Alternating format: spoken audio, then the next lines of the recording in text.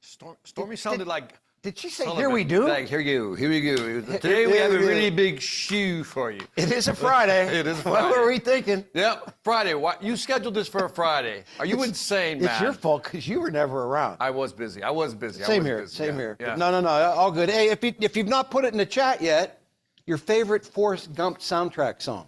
Now, when he first brought that up, I'm like, what? I didn't realize they had that many songs. So I had to print them. I'm not a movie guy. Everybody knows that. It's like... There are 32 of them. 32 songs. All hits. So put it up in the chat. If you got to Google it like I did, go ahead and do it. But how this came up, Victor, we were in this, a lot of the leaders have gone through this collab training so far down here. So somebody's bright idea was to take me and all the DPs and all the PAT staff through it at the same time. It was 3 days. And I've sent some messages out over the 3 days. But so they went around the room and they said, what's your favorite movie? Kind of an icebreaker, right? And this crew, the squirrel popped up. One guy said Forrest Gump, and then some guy from the back said, "Oh, what a great soundtrack!" So like 10 minutes later, we were done talking about the soundtrack. Yeah. And it reminded me of like Squirrel, right? Squirrel. Yeah, Squirrel. There it is. Yeah. The 4-year-old up in Pittsburgh. Yeah. When you say Squirrel, like she's her attention span's about like that. Yeah. But when you say Squirrel, she says where, and she starts looking for it. That's cute. So what do we got here? Anybody? Yeah. Oh, we got 4 new. Sweet Home Alabama. I like that one. Oh, there you go. I like the Mrs. Robinson song. I mean, it's very... Fortunate Son. There it is. Remember, we just talked about that. Yeah, we're talking about that. Break On Through to the other... It was Brian? Break On Through. Brian Ramey did not pick Sweet Home Alabama? Oh, okay. Huh? Yeah. That's a shocker. Elliot's going with California Dreaming. Creedence Clearwater, okay. Just crazy It's a great song. How many times have you watched that movie? Once. I think I don't know if I got through it. Yeah. Yeah. It's a great movie. Yeah. My favorite scene is when he's running and people start following him. Yeah. And he just stops and he goes, I'm going home. I don't know why, but he's like, I'm done. I'm out of here. So, yeah. Hound Dog. There you go. All right. Who's out there? Nick Keekins, Anything CCR. Okay. Blowing in the Wind. There you go, Chris. Great songs. Let's see who's out there. Look at who's out there. Yeah, got a bunch of folks. Nick Acevedo. Or do you say Acevedo, man? Take your pick. Tip the cap, man. Look at our guy, Nick serious. Nick Keekins. He looks like he's like in a blur mode. I don't know. Yeah. There's Russ Brooks. Hey, Russ, what's happening? It was really nice for me to meet Nick in Vail. Thank you for inviting me to Vail. I enjoyed that. It was great. Talk about it. Victor was our keynote speaker at the RAC trip, and we're actually going to build on that when we talk about the content today. Okay. Look at April Bunting. April's just all. April, we beat the Patriots. That's all I needed to do. My son, my nephew up there is just an arrogant Patriots fan. Yeah. The season can end today as long as we beat the Browns. Be good, man. What's happening? Jeff Steele. He's just sitting back, just chilling. There's Gary Hubbard. He was at that RAC trip. Was he? Yeah. The Care Bear was? The Care Bear was. I didn't see him there. Or at least he didn't say hi to me. He must have been avoiding me or something. Gabriel Nunez. Greg What's McCauley, happening? as always, in the house with his band of brothers in Greenville. He's always in the branch with this entire team. There's a bunch of folks out there. Jacob Harwell's got Waco together. There you go. What the heck does Elmsford's in the house? Andrew Horn, what the heck do you have behind you, man? I don't see him. I don't know. I'm thinking Mutant Ninja Turtles. Team Saginaw's in the house. Branch 833. I don't know what that is. I can't see it from here, man. What is that? I can't see it either. Brian Ramey. Corey Smith got a big group with him. Brian Ramey has violated the rule that I hate about people get on virtual when they have a fan over their head. That really bothers me, Brian. He's got the helicopter? Yeah, tilt that thing down. I don't want to see your fan. Chris Welch is like, there's nobody home. There's nobody home unless he's way. Oh, there he is. He's way in the back. Oh, mentally? Yeah. No. He's sitting way in the back of the room. I thought you said mentally. Man. There's my guy Shane Messer. Shane, what's happening? And both Sizemore. By the way, there's my Irish brother, Sean O'Hara. There you go. Sean, what's happening? There you go, man. Erin Askin looked like she got a crew together somewhere in Columbus or somewhere around there. Let's see. Who else you see out there? I don't know, but there's a lot. Somebody's Sam Booth talking about a lot of typos. Forrest Gump. Andrew Horn says Maryland Blue Crab's baby. There's Josh Gillespie. There's that kid I know pretty well. That Kuzma guy, that Yinzer from Pittsburgh. He's in the house. Gary said. What does Andrew Horn have? Is that a bunch of Ninja Turtles? That's what I asked him. He won't tell me what it is. It's got some weird decorative thing going on back there. Gary said there was a long line of people waiting to talk to me, which is why he couldn't talk to me. That's a great lineup. I don't know. He's that guy that rounds up. We love us some Hubbard. So no, just talk about that a little bit. That was a good experience for you, huh? It was a great experience. It was weird though, because I've been working with you for so long and your team. So this was like the first. I've never done a keynote. Yeah. I've done training, but I've never done a keynote for your group. So that was like, the pressure I had was, since you recommended me, it was like, okay, I can't screw this up. I better be good, or else that's it. Well, and on my end, I was nervous as all get out because Victor does sales, right? And, he's kind of like me. He's in that box. They got me in that box, and I only can do sales, right? Right. And you didn't speak a word about sales in that whole hour keynote, and you had everybody right here. Yeah, thank you. It was good. It was good. It was fun. It was a fun team. Vail was beautiful. Yeah, it was. This is a gorgeous place. So yeah. At the end of the broadcast, we're going to trail out all the winners. So you want to hang on and get your camera ready, and that was great. Trail that was all good. those out. Yeah. What else? What was the highlight for you there when you were there? What was the highlight for you? So they're here. I saw them. This South Bend group is in the house. Those dudes. What did they do? Take you out drinking? No. Oh, okay. Nobody takes me out drinking anymore. I was going. I don't know what happened. I went to bed. I get out of Dodge before all the shenanigans happen. Yeah. But during the awards ceremony, Ben Smith and these two young guys, Josh and Brendan, they blew the roof off the place, and they were celebrating everybody. Really? I mean, it was the most. Hubble attested this. Gary Hubbard's been to like a bunch of these. Maybe Sayer's been. What were they doing? They were just clapping up everybody. Just hooting and hollering. Jumping around, hooting and hollering. Didn't matter. It was crazy. The microphone, yeah. It was crazy. Okay. So I in fact, I told Jason Slater, I was with him this week. He's their DP. I said, I am going to South Bend just to rub elbows with them cats, to hang out. And I don't know if they're. All right, well, they were on as a group. Do it before the snow falls. Yeah. Well, I live up there now, so it doesn't matter. Oh God. Who else we see in there? What else? That's it. Let's get going because we're going to take a little deep dive into the content. Let me share some numbers, Storm, and we'll go from there. So residential PC sales, we'll start there first. Kind of a okay month, not spectacular, but still ended up total pest control sales for the month when you combine OC3 and you combine the field, we had a 5% year-over-year increase, which is pretty solid. The OC3 had a 9% year-over-year increase in the month of August. The field kind of, we stubbed our toe in the field. We had a 5% decrease in year-over-year PC sales. So, I encourage you folks to add some pest control to your bundles and make sure we're getting after that. Year-to-date, story's better. 11% OC3 increase year-over-year, which is just spectacular. They have been clocking it, Victor, for quite a while now. I mean, it's been a great year for residential pest control sales. And what those residential pest control sales convert into are places for this team to go to. That's what they mine. I mean, this is what we do. We go out and we visit those customers, give them those free home inspections, and bundle up all the services that the home needs. The field year to date in residential pest control is flat to last year. We're just kind of hanging out there. Year to date total residential PC sales for Orkin Company through, I guess, 8 months, 8% increase year over year. $260 million, Victor, in residential pest control sales. And if you figure, I don't know, Jeff can maybe put the average price in there. I saw Jeff Steele on there. Put the average price, $260 million. That's a whole bunch of houses to go check out. And I still say that I would be willing to bet that we haven't been to half of them.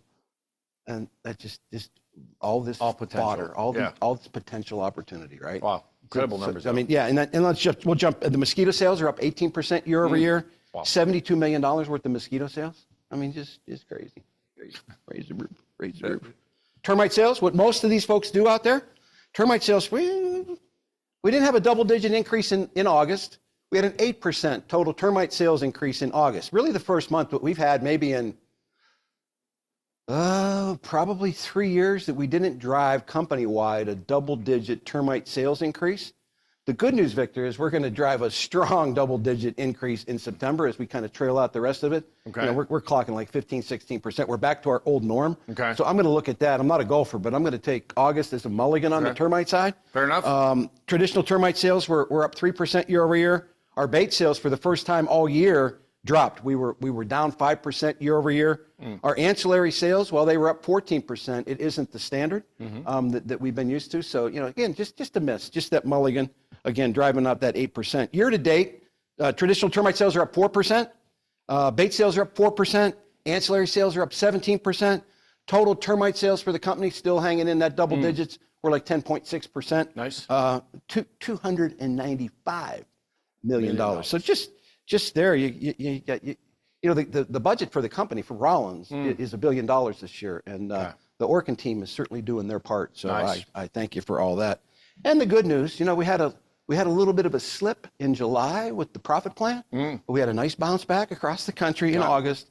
So far so good. Okay. I had to spend 3 consecutive days with Pat locked in a room with him with all of his guys. So it's a good thing we were on plan. It was good. It was good. It was good meeting preparation to be on profit plan through the year. So just outstanding story. Congratulations. Yeah, good amen. numbers. Yeah, incredible numbers. Yeah, we were just talking about one of those other companies that you work with, and you're worried about them, right? Oh, It's a residential company. It's a home improvement company, a big one. Yeah. You all know them. We're not going to say the name, but yeah, I mean, they're struggling. Yeah. They're not looking at numbers like that. Yeah. And so I think what you guys are doing is very different. Amen. You're doing something right, Ed. You're doing something right. You guys are doing something right. They're doing something right. So all good. In addition to that, Victor, again, you think about these perfect miles, and you used Jason Sire as, I don't even know if you knew it was him when you called him up on stage to be the hound dog, but wait a minute. No. I knew it was Jason Sire because he told me it was. Ask Jason, yes, it was him who put me up to it. I said that's Jason Sire there, but then somehow he sat like in the first two. All right, why did you throw me under the bus? I don't know, because I felt like it. No, but I mean, we talked about him being the first guy in 2007 to run that perfect mile. Yeah. And Victor, in the month of August, we had 57 people get paid on over $100,000. Oh man. So what should we do? Play that funky video. Let's go. Going back to school. There you go.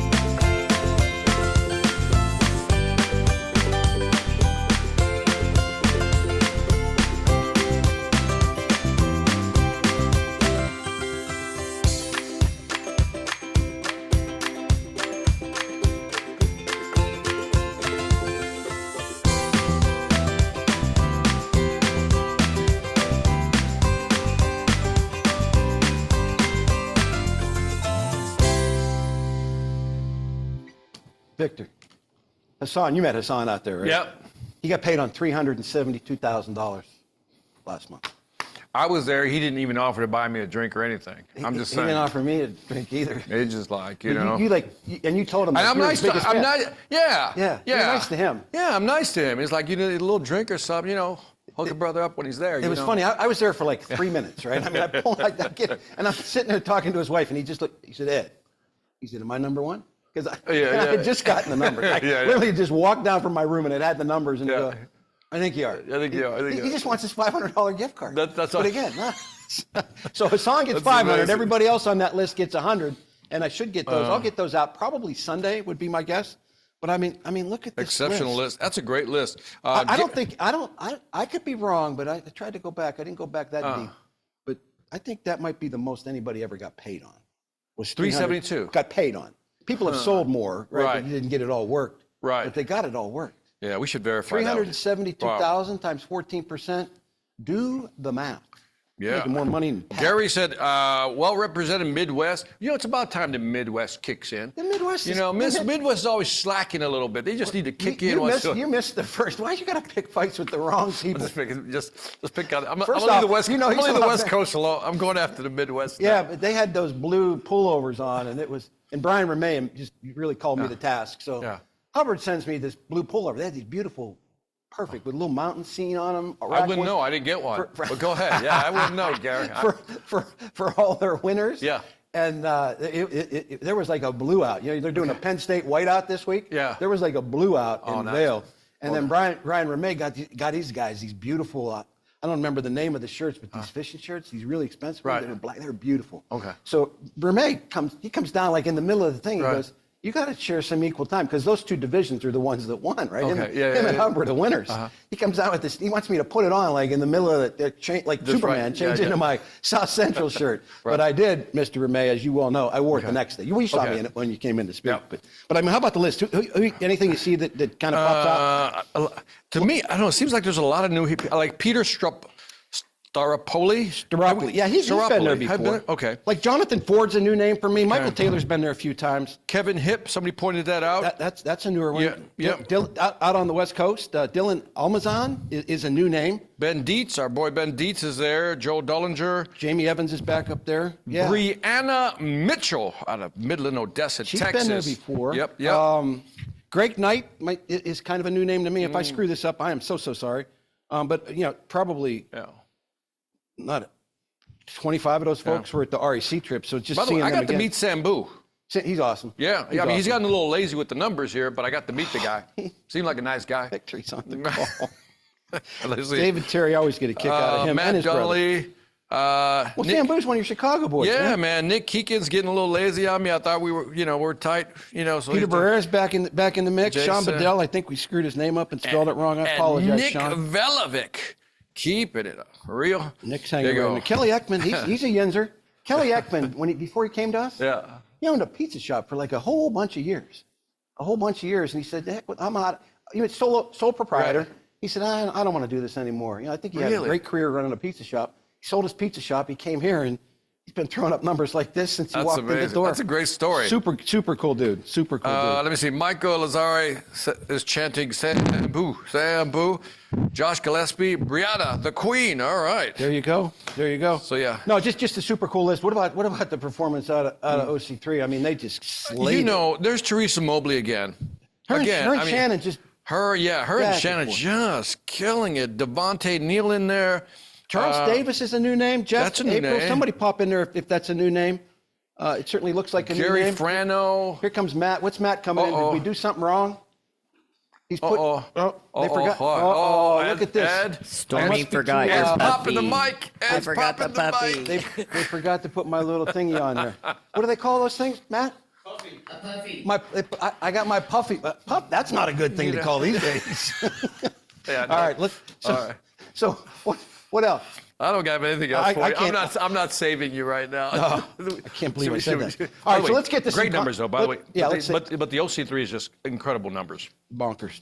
And again, they're having a killer month. I mean, I think the last I looked, when I looked last night at the numbers that came in, they're double-digit increase over last year, just killing it. Wow. And wow. You know, as we wind down this month. All right. So for this came to us. This recommendation to talk about content came to us from Brian Ramey. After you got finished talking, we had a request. We had a request. Yeah, we had a request. So and I told him, I said, it's always nice when people tell us what to talk about. And feel free, if you want us to talk about something, help us out. You know, say, hey, I'd like you guys to talk about that. I think most all of you get the email I send every night. If there's something you want Victor and I to kick around, throw it up here. Make our job easier. If there's something you want me to write about, make my job easier. Feel free to share. If you respond to that email, no one else will see it. I blind copy everybody on it. So if you want to shoot something back in that note, you know, like I get 20, 30 responses most nights, but if you got a topic you think we should cover, serve it up and we'll see what we can do with it. Fair enough? Okay. That'll make our job easier. But back to Brian Ramey's request. So, I mean, almost immediately after you got done with the talk, Brian came up and he was with his wife and he said, I think I got a topic for you guys to talk about. And it was a section where Victor talked about, I guess, kind of the way people worry. Right. And you shared it with everybody. You shared it with the spouses and everybody. And it hit home with a lot of folks. Yep. It even hit home with the folks that were hosting the trip, not the Rollins people. Mm-hmm. You know, because I told you she wanted to have the content on where that study came from.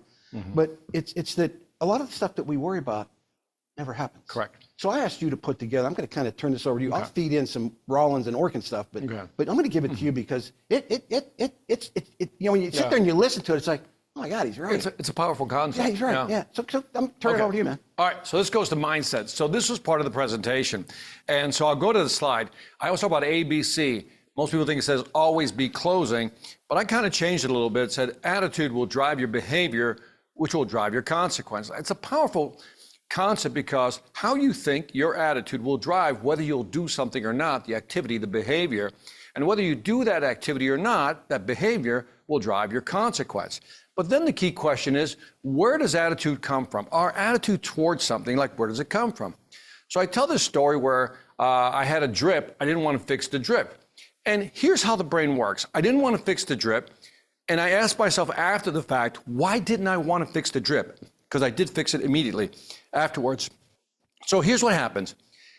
I needed to fix some plumbing. That was the trigger. I had a leak in my office space, right? And as soon as I heard the leak, I said, this is how your brain works. It runs to the past to say, okay, what have I done with plumbing in the past? And let's say in my case, I had negative experiences with working with plumbing. And then your brain will then ricochet to the future and predict what's going to happen now.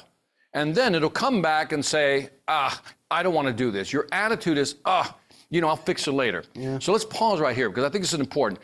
It's like, Ed, what happens is that immediately, as soon as something happens to you, you're triggered by something, your brain runs to the past, right? And in the past, since if you've had a bad experience, it'll then ricochet to the future. And then you'll predict, it's going to happen again. It's going to happen again. Yeah. So your attitude goes, you just have a bad attitude about something. Like, has that ever happened to you? You're like, as soon as something happens, you're like, ugh. Here we go again. Here we go again. Here we go again. Here we go again. I'm back. And real quickly, again, what happens, I'm repeating myself, your brain runs to the past. Yeah. Oh God, that last time that happened, this. And then it ricochets to the future, goes, okay, this is going to be bad. Yeah. And then you have a bad attitude towards something. Yeah, and I think when you expounded on that thing, your whole history was, soldering to fix plumbing, right? Correct. And that was never easy, right? Never easy. And now it's changed, right? So the game's changed. So it's a lot easier to do now. Much easier. But you still had that history. Correct. Like, oh my God, I'm going to screw this up again. I'm going to make a mess of this. I'm going to end up calling a plumber after I even try to do this, right? Yes. Everything you just said, yes. All that was in my history, which again, my expectation was things were going to go bad, which gave me a bad attitude, which means I avoided the plumbing. Yeah. As I tell the story, I avoided the plumbing for a while, and then finally I had to address it and fix it. So let's go with one more example here. Let's say I ask somebody to do referrals, right? Yeah. Hey, you need to start asking for referrals. I'm a manager. I tell my salesperson this. I need you to start asking for referrals. Now, what might happen is that the person's going to reflect on past referrals and then predict, go back into future expectation, like it's not going to go well. So their attitude is going to be, I hate asking for referrals. I hate doing this, and they won't do it. Yeah. Give me your take on that. I mean, it happens all the time, right? Boss comes in, he says, hey, we need to get more referrals. I mean, every sales company in the world sucks at getting referrals, right? Right. And we always ask for referrals, but you had a bad experience. You stumbled all over it. Right. But even tying it down even closer for this team, right? For the residential team, like RAC, right? Right. So the manager says, I need you to use RAC more. I need you to get like those guys in Illinois where 71% of their deals are racked, right? Amazing. Right? That's the only way they do business. But you've had a bad experience. So maybe you've had a rack decline. So you did the rack close and you spun it out there and it got declined. And so now that's planted, right? Yes. So you're hesitant now, right? Is hesitant the right word to use? Yes. That you're hesitant to do it again because you fell all over that thing, and it might have even cost you the deal when they got declined. Yes. Yeah. So you're like, I ain't doing that unless they tell me they need a payment plan, right? So I think that happens a lot. So to be clear, so then your attitude towards presenting RAC is I don't want to do it. Yeah. It cost me a deal. Yeah. So remember, your attitude is I don't want to do it. So your behavior is you don't present it. Yeah. The consequence is maybe you don't close as many deals because you didn't use RAC. Yeah. And that's the ABC. And that is the only way to explain why 70% of our deals aren't racked. It's the only way I can come up with explaining it. It might be something else. It might be, man, they bowed up on the 22% interest rate, and I didn't handle it. So I think, oh, the boss says I should be closing with RAC. Ed says I should be closing with RAC. Ed said if I'm not closing 70% with RAC, I'm leaving commissions on the table. Yep. But man, I botched that when they threw that objection of 22% up. So how do we get around that? I mean, how do we take that past out of our thought process? Because you can't eliminate it. No. You almost have to like correct it. So, for example, when you jump into your past and then you come into the future, one of the things you have to I do this a lot. I consciously have to ask myself, why am I in a bad mood? Yeah. Or why do I have a bad? For example, I think I talked about this. My wife comes to me, right? She says, "Hey, do you want to go out to dinner with the in-laws?" And I'm like, oh, right? Like, oh, right? And so what happened? So bad memory. Again, here's what happened. My brain ran to the past. Last time we went out to dinner, it didn't go well. And then fast forward, my expectation, it's not going to go well. So somewhere in there, you have to interrupt yourself. Well, maybe this will be different. Yeah. Maybe I need to do things differently. Like maybe I need to have a better attitude when I go there. Maybe I should have and not talk a lot and maybe just ask a lot of questions. In other words, you start telling yourself, how can I make it different or how can I make it better? Yeah. So, and I think about that. When you're doing a presentation to a customer, for example, and you're hesitating because of what happened in the past with RAC, you almost have to tell yourself, well, wait a minute. I didn't know how to present back then. Yeah. So maybe I've gotten better at it. Now I have a better response to this objection, so probably I'm better at it. And so it's almost like you have to talk yourself off the ledge to go ahead and try something again and almost like delete the past. And that's hard. Yeah, and I think maybe you can lean into some of the wins you've had, right? Correct. That, you know, because the negative is going to outweigh the positive for the most part until you go back and grab that positive. So, you know, 5 of those deals, they didn't get declined. Right. You know, and I might have got business I didn't get. See, I got to highlight. I don't want to interrupt you, but this is such a good point you're making because I talked about this during the presentation. Is that as humans, we have a tendency to dampen all the good things we do, and then we amplify the negative. And the example I use is like, you ever yell at your kid? You know, that one moment you yell at your kid, right? At the store, you just kind of, you know, you're right there, breaking point. And you'll remember yelling at your child, but you'll almost minimize the 1,000 times, if not more, that you've been kind to this child. Yeah. But you'll remember the negative. And too often, what holds us back is that we focus on when it went wrong. And to your point, we don't remind ourselves of how many times it actually went right. Yeah.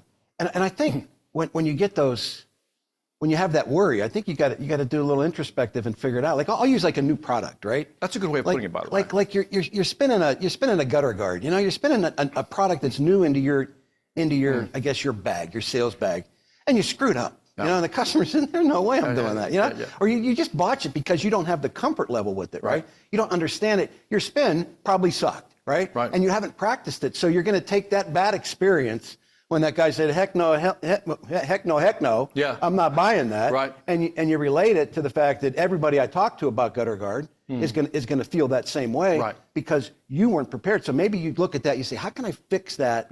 That in my mind, well, I can get better at spinning that, right? I think that's it. That's something you have to adjust. You can get better. But I did want to emphasize this stat. This stat was very popular, right? Yes. So I want to highlight this.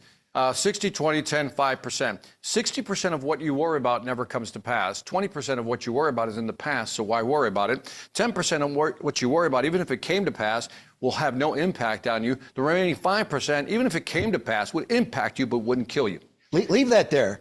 And let me this is powerful. Let me just talk about the RAC decline, right? Put that slide back up, Storm, if you would, please.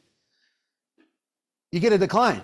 At the end of the day, it didn't kill you. Yeah. It had really no impact. They weren't going to be able to buy it anyway. Right. But now you've taken that experience and you've allowed that 5% of worry to jump back into your pitch and your future approaches to different customers. Absolutely. Right? Just look at the 60 to 20%. Those are the two that kill me all the time. 60% of what we worry about never comes to pass. 20% is in the past. That's 80% of the stuff that's in our brain is useless in terms of all these things we have in that hold us back. And that's why I love that stat. I sent you the link, by the way, to the report. Yeah, I saw that. Okay. The one more thing, I just want to throw one more kind of example in there to kind of bring it home for them.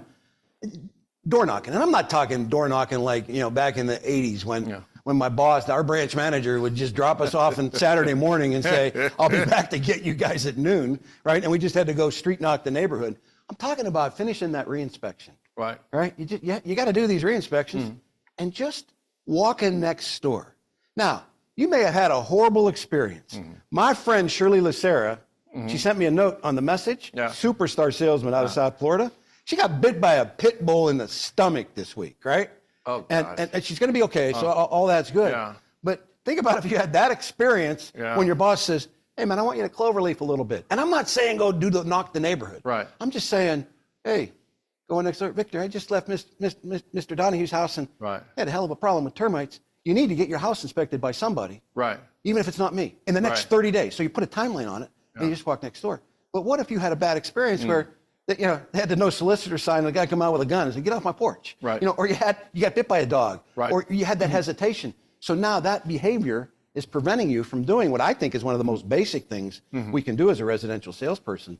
Just walking next door. Yep. They see the dang car with the diamonds on there. The truck just was there last week, doing the service. Everybody wonders what's going on. What if the Orkin Pro showed up and said, but we allow those bad experiences where we get thrown off the porch or, taken to task. Can I hear your line? I always like your line. What's your line when you go next door? You have a great line. Just, commercially, but it's kind of curious. Yeah.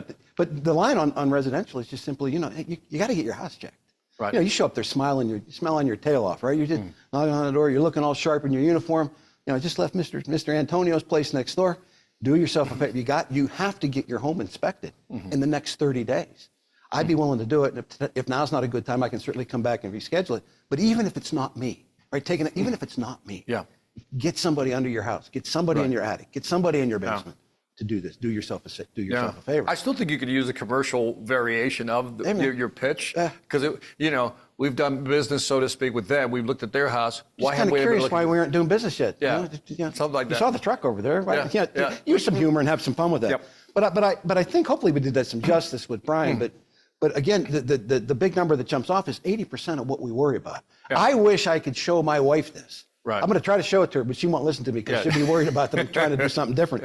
But think about that. Try to walk that around. You guys and gals that are in your offices today with your branches, kick that around. What do we worry about that really never happens? And I'll end up for me on this. We catastrophize. Yeah. We do it. The brain is like a misaligned car sometimes that wants to go left all the time into the ditch. Yeah. Like when something happens, our first thought is, what could go wrong? Yeah. We never think about what really can go right. We always go, what could go wrong? And sometimes it's an imagined fear that we have. Yeah. And sometimes, if we don't check ourselves, I shouldn't say sometimes, you need to say to yourself, am I worrying for no reason? Am I making this up? Am I catastrophizing? I think somebody put in here, replace the negatives with the positives. Yeah, there's Bruce. Yeah, absolutely. Yeah. But it's funny how the brain just leans towards catastrophizing something as opposed to really saying, well, what's the upside? Yeah. That's the difference. These folks know I get way too close about sharing stuff I shouldn't with them. But so I'm down here. I've been down here in Atlanta for all week, right? I came down here Monday and I'm going home tonight at 8:45. But my wife, since I've been down here, has sent me 10 text messages with reports on the measles outbreak in Atlanta. Right. She's a worrier, right? Okay. And I get COVID scores all the time. Yeah. And she said, are you going to test before you come home? Because the babies are going to be around this weekend. Right. And I'm like, what are you talking? I feel fine. Yeah. She said, and she sends me a report. So before I leave, I got a choice when I land in Cleveland. Yeah. I'm either going to the cabin because I test negative for COVID, or I'm going to my house in Canfield to be by myself if I'm positive. And I feel perfectly fine. But again, people that worry like that, right? And I hope, to be in sales, you really got to try to clear some of that. Yeah. But we all have it. Yeah. We all have that fear. Yeah. You even share that when you step to the stage, as many times as you've done it. Yeah. You got a little worry. You got little butterflies. Every time. I think any speaker who says they don't get nervous when they get on stage, something's wrong with them. Yeah. Because you know what you have to deliver, but at the same time, again, your brain tends to says, well, what if this goes wrong? Yeah. What if they don't respond? And you got to almost talk yourself off the ledge. Say, no, it'll go right. We've done this before. And that's that reinforcing piece. Even your fear of talking to the RAC group, not about sales. Yep. You were worried about a lot of that. You were worried about me. All that. You were worried about that. Yeah. But you put it past you because I got this. I can do this. Yeah. So you had. I run scenarios in my head. I run positive scenarios. Okay, if it is, and I go, okay, let's do this. Let's do this. Even if they respond this way, here's what you can do. Go this way. So there's all these little plans I have on stage when I do a 45-minute keynote. Yeah. And the same thing could happen in sales. It's almost like, well, if they say this, here's how I bring them back to center. But again, too often we psych ourselves out. Yes. Somebody posted in here, I think it's Joe. Yeah, what do we got in here? I can't say that. Contrabone says we have 60 to 80,000 thoughts per day. Worry can sabotage too many of them. Yeah, and again, a lot of those, if they were to classify those 60 to 80, if that's how many there are, a lot of them would be, it ain't going to go well. Yes, exactly. It's going to go wrong. Exactly. So anyway, exactly. work with your brain. No, pretty cool. Like I said, align your brain because again, every time, here's a test for the day, is that as soon as you have a negative thought, it says, really, is that a real negative thought or am I making a negative thought? And is it never going to happen? 80% of the time. And it's never going to happen. That's crazy. That's crazy. All right. Let's do a little housekeeping and get out of here. I think that was pretty good timing. Thanks, Brian, by the way. I mean, that was spot on. Hopefully that was a valuable segment for all of you. I'll do some housekeeping and get us out of here if I can find the right page to talk about. One of those songs on the Forrest Gump list? Forrest Gump. Which one is? Let me find it here. The Seasons Change or something. Which one was it? I literally had to print the list. Let me see. I don't know, got where's it at? Turn. Turn. Ah, Yeah. there you go. So the seasons are changing. And I think late last week I shot a note out there that this is the time where you got to get more creative, right? You got to be creative all the time, but this is the time to get more creative. The demand starts to slow. Jeff and Tim and April and that whole team are starting to deal with some demand slows. But at the same time, we have to deal with it that way as home sales inspectors. The demand isn't going to be there. If you're waiting to fill your day for something to call in or somebody to call in, quit messing around with that. All the time I spent in sales as a termite salesman, there was always this time of year for me in Ohio. It was right around here, September, October, to where I said, well, I don't really want to overbook myself because something might come in, Victor. So I'll leave a couple slots open. Yeah. And early in my career, it was like a month later, I'm like, holy shit, I didn't sell anything, right? Because I didn't own my day. Yeah. Right. As I got more tenured in sales. What they say, hope is not a strategy. Yeah, it got shorter. So I'm encouraging you to just get after it. Make sure your days are full. Don't wait for something to come in. That's the first thing. Marketing has sent a whole bunch of emails over the last couple of weeks about reminding folks about exclusion services that we offer and certainly the insulation services that we offer. So we're pounding them that way. And Cam shared a document with me that, folks, less than 10% of our pest control, recurring pest control customers have an ancillary service. So if you think about these thousands upon thousands of customers, and you all slay it, but when you talk about that the fish are in the barrel, I mean, 90% of our current customers do not have an ancillary service that if we get out there and spin it the right way and close it with RAC and forget about the declines and forget about the interest rate, that we can get more of that business. So I would encourage you to get after that. Other than that, I don't have anything. I want to close out with Jesse Reddington said something. It says, think of things you're grateful for. You can't be grateful and worry at the same time. That's a beautiful statement. Sweet. Jesse the Beard. Is that the beard of wisdom? That's the beard of wisdom. The beard of wisdom. There you go. He strikes again. There you go. Jesse, thanks for talking to Spencer. I appreciate it. He's a good dude. Let's get out of here. Appreciate y'all. Thank you. We'll see you next month. Take care.